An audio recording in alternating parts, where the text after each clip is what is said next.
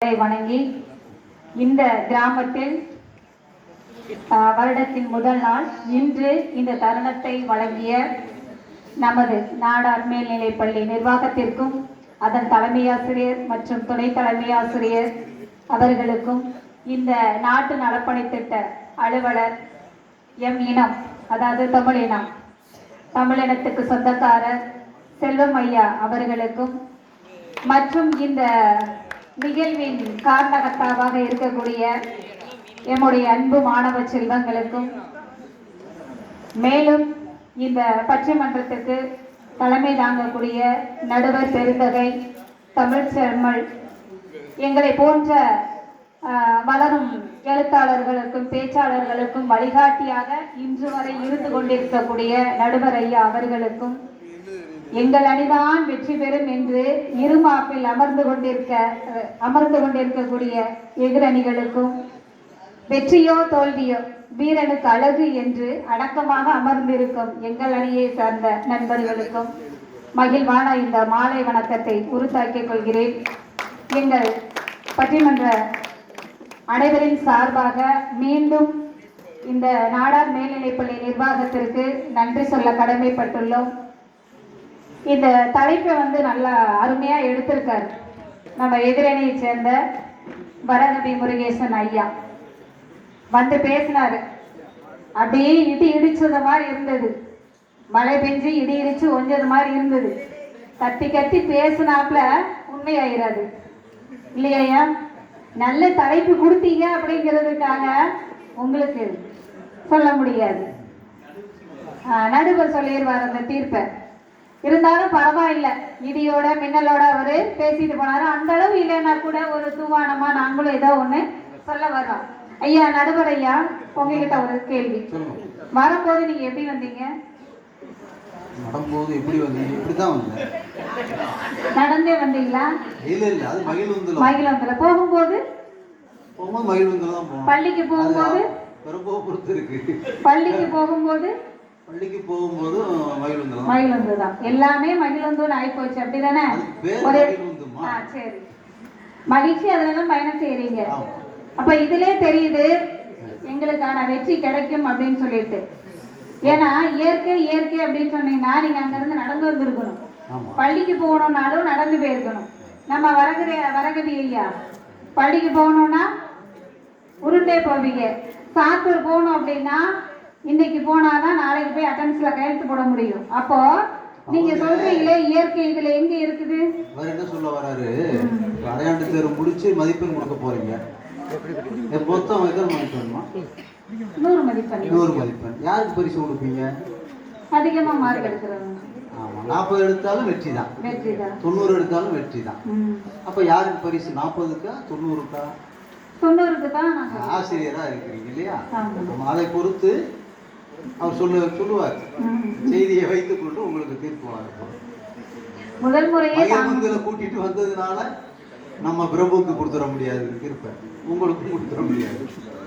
தெரியும், நீங்க யோசிச்சு சொல்லுவீங்க அப்படின்னு தெரியும். நடுவர் அவர்களே, நான் கேட்டது என்ன அப்படின்னா, வரும்பொழுதும் சொகுசாக வர வேண்டும், அந்த காலத்திற்குள் வர வேண்டும் என்பதற்காக நாம் வழியிலிருந்து பயன்படுத்தணும், அப்படிதானே? இப்போ இல்ல இல்ல இயற்கையில இப்படிதான் நாங்க வாழ்வோம் அப்படின்னு சொன்னா அங்கிருந்து நடந்துதான் வந்திருக்கணும். பள்ளிக்கு நடந்தேதான் போயிருக்கணும். நிகழ்ச்சி நடத்துறது ஒரு புறம், பள்ளிக்கு நீங்க சொல்றீங்களே நம்ம பணி, தலையாய பணி, அதுக்கு அந்த உரிய நேரத்தில் போக முடியுமா? அப்ப இயற்கையோட நீங்க கூவுறாங்களே, என்னத்தை கூவுறீங்க? எப்படி அது சாத்தியமாகும்? இன்றைய காலகட்டத்துல இந்த செயற்கையோட சேர்ந்த அந்த வாழ்க்கை தான் நம்ம வாழ்வை முழுமையாக்கும் அப்படிங்கறத எங்களுடைய கருத்து. 2 பேர் இன்பமா அப்படிங்கறத நீங்க கேட்கீங்க. ஆமா, இன்பம் அதுல என்ன இருக்கு? துன்பம் தான் இருக்கு. நடந்து போக முடியுமா நம்மளால? நடந்து போக முடியுமாங்கய்யா? சரி, அந்த மாதிரி ஐயாவே எடுத்து கொடுத்துட்டு இருக்காரு. நடுவர் ஐயாவே பாயிண்ட் எடுத்து கொடுத்துட்டு இருக்காரு. கவனிச்சுக்கோங்க எதிரணியில உள்ளவங்க. அந்த மாதிரி நம்மளுடைய வாழ்க்கையில அன்றாட வாழ்க்கையில பாத்தீங்க அப்படின்னா காலையில இருந்து நைட்டு இரவு தூங்க போகிற வரைக்கும் நம்மளுடைய வாழ்க்கையில என்ன இருக்குன்னா செயற்கை சொல்ல முடியாது. இப்ப ஆசிரியர் பணியாற்றுவர் இங்கிருந்து போகக்கூடாது, எங்க பணியாற்றுகிறோமோ அங்கதான் இருக்கணும். இதெல்லாம் சொல்ல விடக்கூடாது. நீங்க இதெல்லாம் சொல்ல சொல்றீங்க. சொல்லுங்கம்மா. காலையில எழுந்திரிச்சதுமே பல்லு விளக்குறோம் இல்லைங்களையா? ஆமா. அந்த செயற்கையில கடையில வாங்கி ஆமா நாங்கெல்லாம் இயற்கைப்படிதான் வாழுவோம் அப்படின்னா அந்த கறியை வச்சு பல்லு விளக்க முடியுமா? வரகவி ஐயா தினந்தோறும் அந்த கறிப்பொடியை வச்சுதான் பல்லு விளக்கிட்டு வர்றீங்களா? நைட்டு தூங்கையில காலையில ஒரு எக்ஸாம்பிள் தான் சொன்னேன். ஒவ்வொரு முறை காலையில மத்தியானம் நைட்டு எல்லாமே நம்ம பயன்படுத்தக்கூடிய அத்தனையுமே அறிவியல் சம்பந்தப்பட்ட பொருட்களை தான் நம்ம பயன்படுத்திட்டு இருக்கோம். மனிதர்கள் கண்டுபிடித்ததை வச்சுதான் நம்ம பயன்படுத்திட்டு இருக்கோம். நைட்டு தூங்கையில குட் நைட் போட்டுதான் தூங்குறோம். இல்லாம தூங்க முடியுமா நம்மளால? அப்ப காலையில எழுந்திருத்த முதல் நைட்டு வரைக்கும் எல்லாமே அறிவியல் சம்பந்தப்பட்டதை பயன்படுத்திட்டு இல்லை இல்லை இயற்கை தான் அப்படின்னு நக்கீரர் மாதிரி வாதாடுறதுக்கு ஒரு 3 பேர். அதுக்கு எங்க நடுவர் ஐயா தீர்ப்பு வேற. என்ன சொல்றது? தப்பா சொல்லக்கூடாது.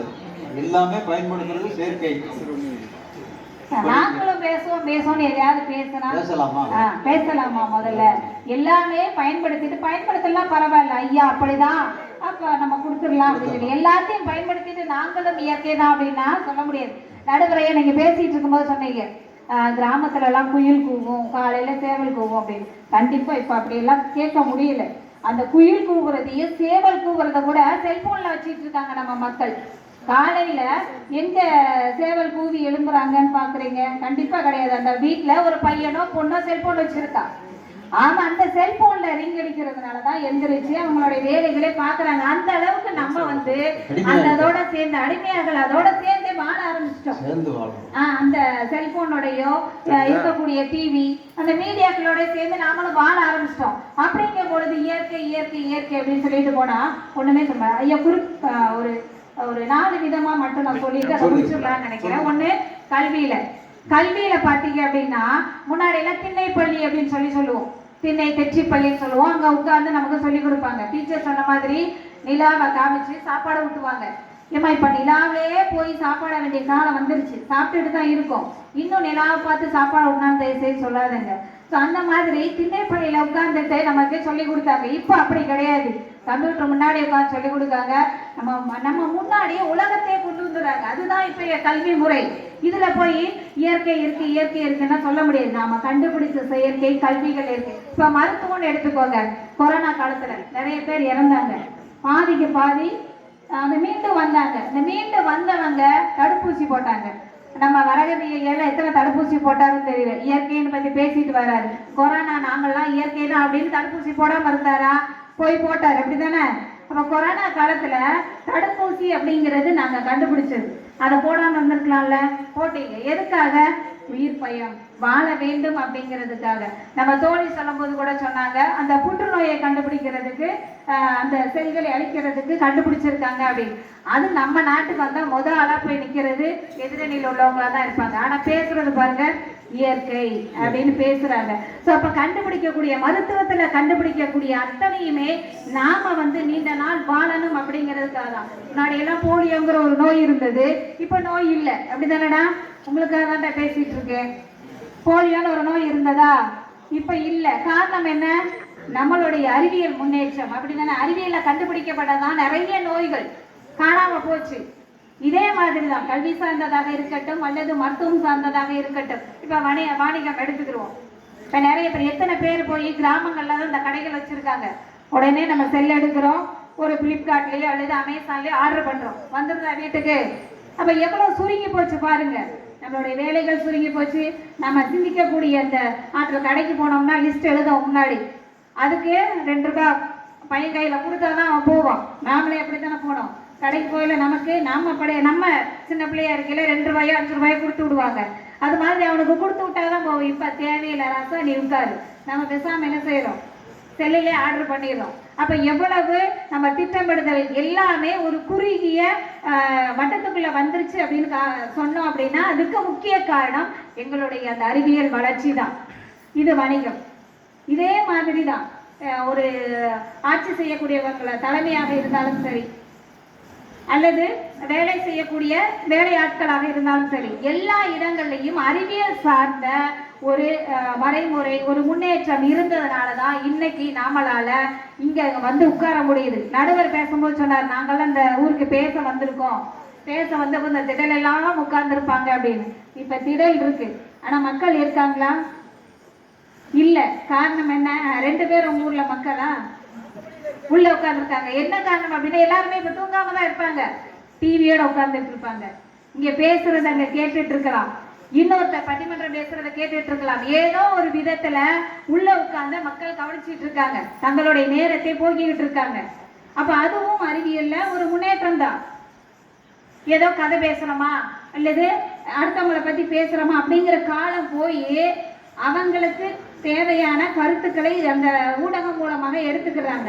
இதுவும் அறிவியல்ல ஒரு முன்னேற்றம் தான். இந்த மாதிரி நாம காலையில் எழுந்தது முதல் இரவு வரை நாம அறிவியலோடயே தான் வாழ்ந்துட்டு வரோம். நம்மளுடைய செய்யக்கூடிய எல்லா செயல்களுமே அறிவியல் சம்பந்தப்பட்டதுதான். இதை விட்டுட்டு நாங்க இயற்கையோட தான் இருப்போம் அப்படின்னு சொன்னா நக்கீரர் மாதிரி வாதிட்டு இருக்க வேண்டியதுதான். சரிங்களா ஐயா? எதிரணிக்கு தான் நான் சொல்லிட்டு இருக்கேன். அதனால அந்த இயற்கை அப்படிங்கிற மரங்கன்னு நான் சொல்லல, செயற்கையோட வாழ பழகிக்கிட்டோம், அதையும் ஏத்துக்கோங்க அப்படின்னு தான் சொல்றேன். கேட்டுட்டு தான் இருக்காரு, அவரு கேட்பாரு, கேள்வியும் கேட்பாரு அதிகமா நம்ம கிட்ட. சரி, இந்த மாதிரி நம்மளுடைய வாழ்க்கை எத்தனையுமே அறிவியல் சம்பந்தப்பட்டதாகத்தான் இருக்குது. இயற்கையோட சேர்ந்த வாழ்வு அந்த காலத்துரியதாக இருந்தாலும் செயற்கையோடு அறிவியலோடு வாழ்ந்த காலம் இது. அதனாலதான் இன்று பல நோய்களுக்கு மருந்து கண்டுபிடித்து நீண்ட நாட்களாக நம்முடைய வாழ்நாளை அதிகரிக்கக்கூடிய ஒரு புதிய உத்தியையும் மருத்துவத்தில் வந்திருக்குது என்பது உண்மை. நல்ல விஷயங்கள் எதுவோ அதை நாடி செல்வதுதான் நம்மளுடைய ஒரு பண்புகளில் ஒன்று. அதே மாதிரிதான் அறிவியலில் நம்ம கெடுக்கக்கூடிய செயல்கள் இருந்தாலும் நல்ல செயல்கள் நம்மிடம் இருக்கதான் செய்து. மாணவர்களுக்கு தெரியும், பாடம் நடத்தும் போது அத்தனை ஆசிரியர் சொல்லியிருப்பாங்க, ஒரு ஊடகத்தை பயன்படுத்தும் போது நல்லது எதுவோ அதைத்தான் பயன்படுத்த வேண்டும் என்று. அந்த நல்லதுதான் அறிவியல் என்பது எங்களுடைய வாதம். நல்ல விஷயங்கள் அதில் இருக்கதான் செய்து, கெட்ட விஷயங்கள் நம்மளுடைய கண் பார்வைக்கு வரவே கூடாது என்பதுதான் நம் கற்ற கல்வியும் கூட. இந்த நல்ல விஷயங்களை பயன்படுத்தி நீங்கள் நாளை விவேகானந்தர் எதிர்பார்த்த இளைஞராக வருவீர்கள். ஏனென்றால் நாங்கள் வரும் பொழுதே பார்த்தோம், இந்த மாணவச்சரங்கள் எல்லாமே எல்லா நிலைகளிலும் உயர்ந்தவர்களாக இருந்தார்கள். ஸோ நீங்களும் இந்த அறிவியலில் முன்னேற்றம் அடைவீர்கள் என்று நம்பிக்கையோடு நான் கடைசியாக ஒன்றை மட்டும் சொல்லி முடிக்கிறேன்.